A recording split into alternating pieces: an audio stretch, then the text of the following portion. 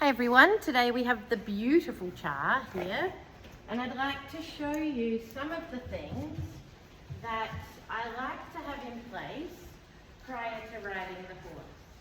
So I need to know that he can have a leg aid on, and I do that by touching with the whip. I need to know that he can turn his hindquarters and cross underneath himself. Good boy. Good boy.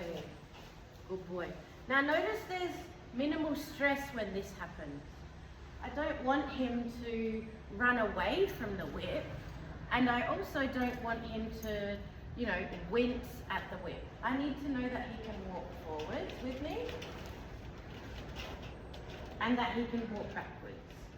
And see what I'm doing with the whip? I'm encouraging him forwards or encouraging him backwards, depending on the direction that I'm using the whip. I need to know that he can then do that on the other side, that he's not racing around. Good boy, good boy, good boy. And that if he gets too close into my space, that I will back him up. I need to know that he can stand in his own element as a horse and relax, and not push on me or nibble at me or walk forwards, that he can stand pretty square and relaxed no matter what's going on. So relaxation is the key. A horse cannot learn if they're in a super stressful environment.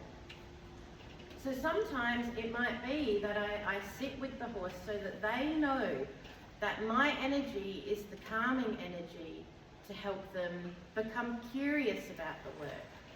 Then I need them to be able to go out on a circle.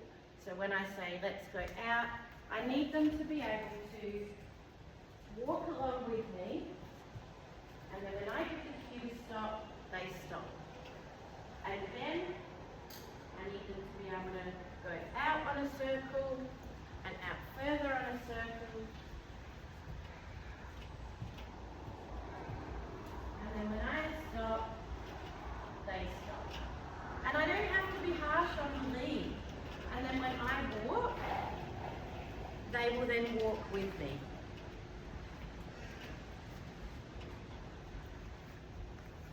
Good boy. And with the horses, you really need to be consistent. If I had have let that happen, he wanted to go and see the dog. But if I had have let that happen, what's to say next time he won't then walk around in front of me and think that that's okay to do?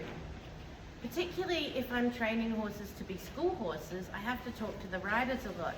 So they have to be content with standing while I'm talking and just switch off and just relax, so that if somebody walks through the door or a big storm comes, that they're not like, whoa, no, there's a big storm.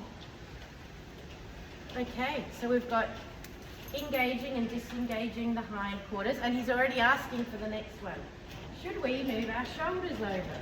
So again, yes, we should. So I'm just gesturing to him with the, good boy. He only needed to take one step, and then we'll do it on the other side. Good boy, and he's already half there. Whoop, there's a bit in front.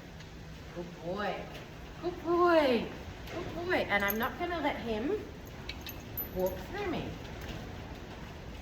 And I don't even have to do it with the whip. He knows already, and this horse has only been here maybe 6 weeks, but he has learnt so much in that time, because every time I have set him up for a win, I've set him up to be calm, to be relaxed, no matter what's going on in the arena. So he was quite twitchy when we got here, when he first got here, and he was quite always looking out, neighing, or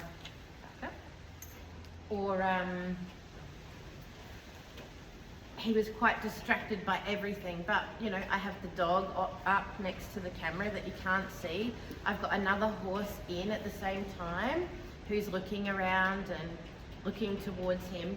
Yet this guy is with me and good boy, dropping his head. That's just a couple of little bits and pieces, and the next video will start to show even more. So doing the leading around in the arena is so good, changing directions when you need to change directions, doing small circles, but not ad nauseum. It's boring for horses to just do these kinds of things. And see how he's thinking about what's going on, and he's following where I am. So we'll leave the video for a second and come back. I think we might still be on video. And then when I stop, if he doesn't stop, we get in. We allow him to make that mistake. We allow him to make it. We don't get in there before he makes the mistake. We allow him to make it first. So again, notice I'm not looking at him in the head. I'm not looking at his eyes. I'm not being predatory. I'm being very calm, very relaxed, looking at his legs, moving towards him, and he will move backwards when I do that. It doesn't have to be this really fast, zooming around in circles thing for the horse to then start to trust you and put their, their faith in the fact that you know what you're doing. That does not mean to say that if the horse then steps on me or comes into my space that I need at that moment, that I then don't ask him for a step backwards, because I'm small and this horse is quite big. So he needs to know that at all times. It's relaxed, it's calm, but we don't rub mummy so that she falls over, which she's about to do. Back up. And I don't have to be hard on him. And he knows that now. And he quite loves coming in now. So that's all for this time. See you next time.